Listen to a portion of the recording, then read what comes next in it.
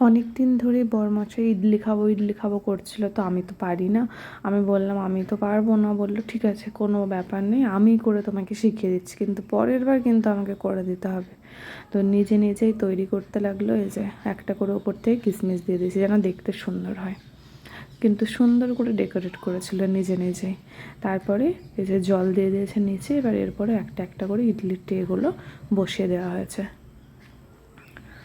একবারে 3টে ট্রে ছিল, 3টেতে 4টে 4টে করে, সুন্দর বেশ ব্যাপারটা একবারে হয়ে গেছে। এবার ঢাকা দিয়ে দিয়েছে। 20 মিনিট করার পরে পুরো রেডি হয়ে গেছে আমার ইডলিটা। 20 মিনিট পরে আমি নামিয়ে নিয়েছি, খুব সুন্দর উঠে যাচ্ছে। তেল ব্রাশ করে নিয়েছিলাম প্রথমে, খুব সুন্দর উঠে যাচ্ছে। তো ইডলির জন্য আমি এক্সট্রা করে কোনো চাটনি বানাইনি, কারণ এখানে কারেন্ট ছিল না, মিক্সার গ্রাইন্ড তো চলবে না, ওই কারণের জন্য আমি এক্সট্রা কোনো চাটনি বানাইনি। দেখো সবগুলো পন্সের মতো হয়েছে, পুরো নরম তুলতুলে সুন্দর।